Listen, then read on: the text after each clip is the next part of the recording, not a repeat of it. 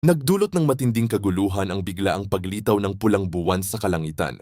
Agad na pagtanto ng lahat na nagsimula na ang kakaibang pagbabago sa Moon Sundial, isang pambihirang senyalis na may malaking pangyayaring paparating sa mundo. Samantala, pilit na itinago ni Leon Xiao ang tunay niyang kalagayan. Nang masilayan niya ang Moon Eye, agad niyang naramdaman ang matinding panganib. Alam niyang kung tuluyan niyang titingnan ito, kahit si Ning Keiwei ay hindi na siya maililigtas. Dahil dito, nagkunwari siyang nanghihina lamang dulot ng nakaraang labanan upang walang makahalata sa kanyang sikreto. Nag-alala si Jiang Ruobing at pinaupo si Leon Xiao upang makapagpahinga.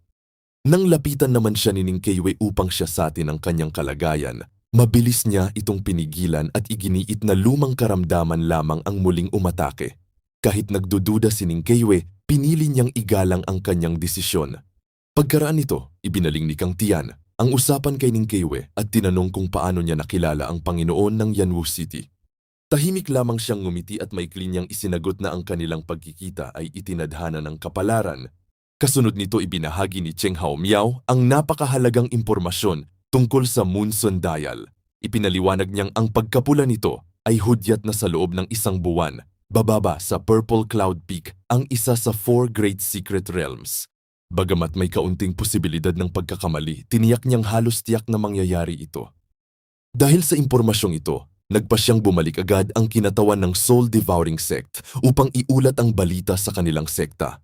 Humiling pa siya ng awa, subalit malamig na tumugon si Ning Keiwei. Malinaw niyang sinabi na wala siyang simpatya sa Soul Devouring Sect at kahit si Huang Fubi mismo ang mamagitan, hindi pa rin maliligtas si Dongmen Yuan sa kanyang kapalaran. Sa huli, nagpasalamat ang kinatawaan ng Soul Devouring Sect kay Ning Keiwei at nagmadaling umalis upang ihatid ang mahalagang balita. Habang pinagmamasdan ang pag-alis ni Cheng Hao Miao at Kang Tian, halos wala nang hahadlang sa salandas ni Leon Xiao. Dahil dito, halos tiyak na ang kanyang tagumpay sa nalalapit na arena tournament. Habang unti-unting nagkakawatak-watak ang mga makapangyarihang eksperto, nanatiling tahimik si Churan, pinuno ng Red Moon City, at lihim na pinagnilayan ang nalalapit na pagbukas ng End of Heaven and Earth. Alam niyang muli nang bababa ang Immortal Realm at kasabay nito ang paglitaw ng pinakahihintay niyang kayamanan, ang Heavenly Thought. Para kay Churan, hindi na ito simpleng pagkakataon kundi ang tanging pag-asa upang mabasag ang hadlangang kanyang cultivation. Determinado siyang makuha ang Heavenly Thought sa anumang halaga. Dahil naniniwala siyang ito ang susi upang mayahon ang Red Moon City sa ibabaw ng 6 pang dakilang sekta. Napansin ito ng kanyang asawa na agad nagpayo na hanapin muna si Leon Xiao. Naniniwala siyang kung magagawa ni Leon Xiao na tuluyang alisin ang curse mark sa katawan ni Ruomei, hindi kailangang isugal ni Churan ang sariling buhay sa paghahanap ng Heavenly Thought. Ngunit mariing tumanggi si Churan. Ipinaliwanag niyang hindi ito para kay Ruomei o sa Red Moon City. Ang kanyang sariling cultivation ay matagal nang nasa bottleneck at ang Heavenly Thought lamang ang nakikita niyang pag-asa upang makatawid sa mas mataas na antas ang Martial Dao. Alam niyang kapag nagtagumpay siya, walang hanggan ang posibilidad na naghihintay sa kanya. Kapag nabigo naman, maaring iyon na ang katapusan ng kanyang landas bilang isang martial artist. Dahil dito, nag-alala si Hongyo at nakiusap na unahin niya ang sariling kaligtasan. Ipinaalala niyang kailangan siya ng Red Moon City, ng kanilang pamilya at ng kanilang anak. Sa kabila nito, ngumiti lamang si Churan at buong kumpiyansang tiniyak na isa siya sa pinakamahusay na eksperto sa mundo at hindi siya basta-basta mabibigo. Samantala, bumalik ang usapan sa nalalapit ng arena tournament. Ayon kay Churan, halos tiyak ng si Zimao ang magiging kampiyon. Hindi dahil mas malakas ito kaysa kay Leon Xiao, kundi dahil sa labas ng arena, ang impluwensya at kapangyarihan ng isang tao ang tunay na nagtatakda ng magiging resulta. Kung hindi kayang harapin ni Zimao si Leon Xiao, malaking kabiguan yon para sa kanya. Hindi naman sang-ayon ang asawa. Para sa kanya, kitang-kitang mas mataas ang tunay na lakas ni Leon Xiao. Dagdag pa niya, malinaw na si Jiang Ruobing ay unti-unti nang nahuhulog ang loob kay Leon Xiao at wala nang espesyal na damdamin para kay Zimao. Napangiti si Churan sa obserbasyong yon. Inamin niyang si Leon Xiao ay isang pambihirang talento, subalit napakahirap nitong basahin dahil sa dami ng kanyang sikreto. Mas magiging kampante raw siya kung si Jiang Ruobing ay mapupunta kay Zimao. Gayunpaman, nauunawaan niya kung bakit naakit si Jiang Ruobing kay Leon Xiao. Isa itong lalaking lubos na naiba sa lahat ng kanyang nakilala. Sa huli, ibinahagi ni Churan ang tunay niyang nararamdaman. Labis siyang natutuwa na muling bumangon si Ning Keiwei mula sa madilim niyang nakaraan at lalo pang lumakas ang kanyang cultivation. Dahil alam niyang ligtas na ngayon si Ning Keiwei, maaari na niyang ituon ang buong pansin sa paghahanap ng heavenly thought sa oras na tuluyang magbukas ang end of heaven and earth, kahit pa ang kapalit nito ay ang sarili niyang buhay. Ang kanyang desisyon ang nagsisilbing hudyat na ang pinakamalaking labanan para sa heavenly thought ay malapit ng magsimula. Habang patuloy na pinapakalma ni Churan ang nag-aalalang si Ruomei, bigla itong natahimik. Kakaibang enerhiyang biglang bumalot sa buong arena. Sa isang iglap, nagsimulang manginig ang 7 sinaunang trono na matagal nang nakatayo bilang simbolo ng kapangyarihan ng Red Moon City. Napalingon ang lahat sa gitna ng arena. Isa-isang nagliwanag ang bawat trono, habang ang makapal na bughaw na liwanag ay umakyat sa kalangitan na tila may sinaunang kapangyarihang muling nagising matapos ang 10,000 taon. Nagulat sina Ruomei, Ning Keiwei, Churan at maging ang iba pang mga eksperto.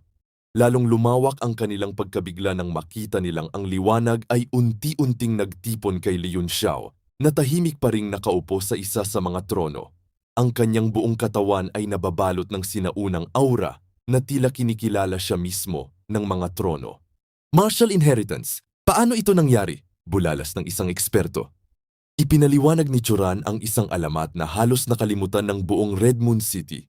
Nung sinaunang panahon, isinara ng pinakadakilang City Lord ang 7 trono, matapos ikulong sa loob nito ang kanyang pinakamalakas na martial Dao. Kasabay nito, iniwan niya ang sarili niyang martial inheritance bilang mana para sa magiging karapat-dapat na tagapagmana. Sa loob ng 10,000 taon, walang sinumang nakapagpagising ng kapangyarihang yon. Dahil gito, inakala ng lahat na isa lamang itong alamat. Ngunit ngayon, sa harap mismo ng kanilang mga mata, ang imposibleng alamat at naging katotohanan. Napatitig si Churan kay Li Yunxiao habang nanlaki ang kanyang mga mata. Isang martial inheritance, ang City Lord ng panahong iyon ang pinakadakilang eksperto sa nakalipas na 10,000 taon. Ang martial art na iniwan niya ay tiyak na hindi pangkaraniwan. Sa sandaling yon, nagbago ang ekspresyon ni Churan. Napagtanto niyang kahit na anong mangyari ay hindi hayaang umalis si Li Yunxiao. Sa kabilang panig, si Zimao ay halos mawalan ng kulay sa muka. Hindi siya makapaniwala sa kanyang nasaksihan, ang pinakamataas na divine technique ng Red Moon City na walang sinumang nakapagmana sa loob ng 10,000 taon, ay ngayon ay kusang ipinapasa kay Li Yunxiao. Sa lublob niya, kung wala lamang si Ning Keiwei upang protektahan si Li Yunxiao, agad niya itong pipigilan kahit ano pa ang maging kapalit. Tahimik namang pinanood ni Ning Keiwei ang lahat. Bahagya siyang napangiti habang sinabing ang batang ito ay tunay na pinagpala ng langit. Anuman ang kanyang puntahan, tila kusang lumalapit sa kanya ang pinakamalaking pagkakataon. Maliwanag na hindi na mananatiling ordinaryong tao si Li Yunxiao. Hindi napigilan ni Ning Keiwei na biruin si Jiang Ruobing na kung mapapangasawa ito si Li Yunxiao, siguradong hindi na ito malulugi. Agad namang namula ang muka ng dalaga at halos mapasigaw sa hiya. "Master, magkaibigan lang kami. Huwag niyo pong sirain ang reputasyon ko sa pagsasabi ng ganyan." Namumula sa hiya ang muka ni Ruomei habang walang tigil siyang tinutukso ni Ning Keiwei. Lalo lamang nainis ang dalaga at halos tumalikod habang sumisigaw. Natawa ang mga nakapaligid, ngunit hindi lahat ay natutuwa sa nangyayari. Lumapit ang isa sa mga matatandang eksperto ng Red Moon City at seryosong tumingin kay Ning Keiwei. "Sister Keiwei, hindi ba't hindi nararapat na isang tagalabas ang magmana ng pinakamataas na pamana ng Red Moon City?" Sa loob ng 10,000 taon, nanatili ang 7 trono sa Red Moon City. Kahit walang sinuman ang nakapagmana ng mga ito, naniniwala siyang balang araw ay may tunay na taga Red Moon City na magiging karapat-dapat. Kapag napunta ang pamana sa isang tagalabas, tuluyan na itong mawawala sa kanilang lungsod. Tumingin si Ning Keiwei sa matanda. "Ibig mong sabihin, pigilan ko ang kanyang martial inheritance ngayon?" Agad itong tumango. Kung ito kayang gawin ni Ning Keiwei, ay siya mismo ang gagawa para pigilan ito. Sa isang malamig na titig, iisa lamang ang isinagot ni Ning Keiwei. "Maglalakas loob ka." Pagkaraan ng ilang sandali, kalmado niyang sinabi, "Huwag kayong mag-alala. Pagkatapos ng arena tournament, magiging bahagi rin naman ng Red Moon City si Li Yunxiao." Napatingin ang lahat sa kanya. Ito ang unang pagkakataon sa loob ng 10,000 taon na muling lumitaw ang throne inheritance. Hindi dapat gambalain ang ganitong pagkakataon. Habang mainit ang kanilang pagtatalo, biglang bumukas ang daan sa gitna ng arena. Unti-unting lumapit ang isang grupo ng mga makapangyarihang personalidad. Sa unahan nila ay ang City Lord ng Red Moon City, si Jiang Churan, kasama ang kanyang asawa. Agad na yumuko ang lahat bilang paggalang. Nagulat pa si Ruome nang makita ang kanyang ama at ina. Maging ang mga eksperto mula sa iba't ibang puwersa ay napatayo. Hindi sila makapaniwala na si Jiang Churan ang City Lord ng Red Moon City at isa sa 7 Sect Masters. Lumapit si Churan kay Ning Keiwe na may banayad ng ngiti. Binabati niya ito sa pag-iwan ng kanyang nakaraan. Magalang na yumuko si Ning Keiwe at nagpasalamat sa City Lord. Pagkatapos ay humarap si Jiang Churan sa lahat ng naroroon. Nagpasalamat siya sa mga eksperto at panauhing naglakbay mula sa iba't ibang lugar upang dumalo sa pagtitipon ng Red Moon City. Kasabay nito, inihayag niya ang balitang matagal nang hinihintay ng lahat. Ang arena tournament ay magsisimula makalipas ang 3 araw. Walang kailangang pagpaparehistro. Malaya ang lahat na lumahok. Agad na nagbunyi ang mga tao at sa huli pormal niyang tinapos ang pagtitipon. Ngunit bago man tuluyang maghiwa-hiwalay ang lahat, muling lumapit ang isang matandang elder kay Jiang Churan. Ipinahayag nito na si Li Yunxiao ay tagalabas. Kung hindi nila pipigilan ang kanyang inheritance, mawawala sa Red Moon City ang Supreme Martial Art. Nauunawaan niya ang punto ng elder, pero idinagdag niya ang kanyang tunay na pananaw. Hindi mahalaga kung magiging bahagi man si Li Yunxiao ng Red Moon City o hindi. Sa loob ng 10,000 taon ay walang sinumang nakapagmana ng mga teknik sa loob ng 7 torono. Ngayong may isang taong nagtagumpay, isa itong magandang bagay para sa buong lungsod. Higit pa rito, naniniwala siyang sa pamamagitan ni Li Yunxiao, may pagkakataon siyang mabawi ang matagal nang nawawalang Supreme Martial Art ng Red Moon City. At kung padalos-dalos nilang pipigilan ang inheritance ngayon, walang sunuman ang makapagsabi kung kailan muling lilitaw ang isa pang taong karapat-dapat magmana ng sinaunang kapangyarihang iyon. Napaisip ang lahat matapos magsalita si Jiang Churan. Idinagdag ni Sister Keiwe na ang Supreme Martial Arts ang Red Moon City ay naipapasa lamang sa pamamagitan ng 7 trono. Hindi ito maaring ituro sa salita o simpleng pagtuturo, kaya kung mapipigilan nila si Li Yunxiao, maaring hindi na muling magkaroon ng taong makakapagmana nito. Napatanong si Sister Keiwe na kung matutunan ni Li Yunxiao ang mga teknik na yon, paano nila ito mapapasawli sa Red Moon City? Mainit na sumagot ang isa na huwag itong mag-alala sa bagay na yon. Ngunit at ipinagtataka ni Hongyu ay kung bakit handang isugal ni Ning Keiwe ang lahat para kay Li Yunxiao. Dahil lamang sa lalaking iyon, nilumpo nito ang ikalawang pinakamalakas sa 8 symbols rankings at hindi natakot kalabanin maging ang isang martial emperor. Napangiti si Ning Keiwe, kung hindi mahalaga kung paano niya ipapamana ang martial arts, mas lalong hindi mahalaga ang relasyon nito kay Li Yunxiao. Ngunit bigla niyang binago ang tono kung may plano itong gamitin ang Soul Search upang basahin ang alaala ni Li Yunxiao at nakawin ang Supreme Inheritance. Tahimik na sumagot si Jiang Churan, kung kusang may papasa ang martial arts sa hinaharap, yun ang pinakamainam. Ngunit kung hindi, ang Soul Search ang pinakamabisang paraan. Mapanganib man ito, hindi naman masasaktan si Li Yunxiao kung gagawin ng maingat. Mariing tumutol si Ning Keiwe, hindi maari ang Soul Search. Pinapahanap niya ito ng ibang paraan, walang dahilan para isugal ang buhay ni Li Yunxiao. Pero ayon kay Hongyu na hindi ba sapat na dahilan ang Supreme Inheritance ng Red Moon City? Isang salita lang ang sinagot niya, hindi! Agad na tinanong ni Hongyu si Ning Keiwe. Sabihin mo nga, sino ba talaga ang Ning Keiwe na nasa harapan ko? Isa ka bang witch? O isa kang miyembro ng Ning Clan ng Red Moon City? Kalmadong sumagot si Ning Keiwe. Kung isa siyang witch, gagawin niya ang gusto niya at maaring paalisin siya ng City Lord anumang oras.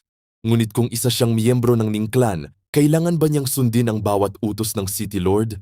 Pagkatapos ay direkta niyang sinabi ang kanyang paninindigan. Pareho siyang witch at miyembro ng Ning Clan. Kung makatarungan ang utos ng City Lord, susundin niya ito. Kung hindi, matatawa na lamang siya at halos sumabog sa galit si Hongyu. Ngunit agad silang pinatahimik ni Jiang Churan. Ayon pa sa kanya na baka makuha nila ang Supreme Art nang hindi na kailangang gumamit ng marahas na paraan. Dagdag pa niya kung tunay na makukumpleto ni Li Yunxiao ang inheritance, saka na nila pag-uusapan kung paano ito haharapin. Ano man ang mangyari, ang Supreme Martial Art ng Red Moon City ay dapat manatili sa Red Moon City. Agad namang binalikan siya ni Ning Keiwe. At kailan ba ito umalis sa Red Moon City? Idinagdag pa niya ang mas mabigat na katotohanan. Sino ba sa mga sasali sa arena tournament pagkalipas ng 3 araw ang may kakayahang talunin si Li Yunxiao? Ngunit hindi pa rin sumuko si Hongyu. Muli niyang tinukso si Ning Keiwei. Hinding-hindi siya papayag. Siya ang ina ni Jiang Ruobing. Kahit pinakamalakas pa siya sa ilalim ng langit, kung hindi siya pumayag, walang mangyayari. Ngunit mabilis siyang sinupalpal ni Ning Keiwei. Saad pa niya na dapat maging mabait ito kay Li Yunxiao dahil magiging son-in-law na niya ito. Kung gustong bawiin nila ngayon ang Red Moon Decree na nagsasabing ang kasal ay pagpapasyahan sa pamamagitan ng lakas, pagtatawanan lamang sila ng buong mundo. Idinagdag pa niya na hindi patiyak kung matatapos agad ni Li Yunxiao ang inheritance. Ang ganitong uri ng sinaunang pamana ay hindi natatapos sa loob lamang ng 1 o 2 araw. Posible pa ngang hindi siya umabot sa mismong arena tournament. Napangisi si Hongyu nang maisip ang isang paraan upang pigilan si Li Yunxiao. 3 araw na lamang ang natitira bago magsimula ang arena tournament, samantalang ang pagmamana ng isang supreme martial art ay maaring tumagal ng 1 taon o higit pa. Sa isip niya, imposibleng makalabas agad si Li Yunxiao. Mayabang pa niyang sinabi na nakalimutan na ang pagiging manugang ng Red Moon City at maghanda na lang sa Soul Search.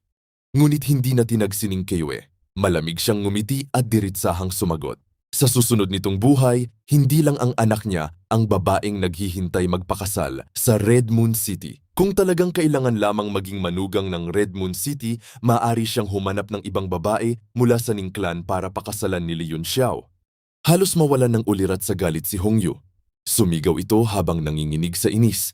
Ngunit nanatiling kalmado si Ning Keiwei na para bang wala siyang pakialam sa galit ng kaharap.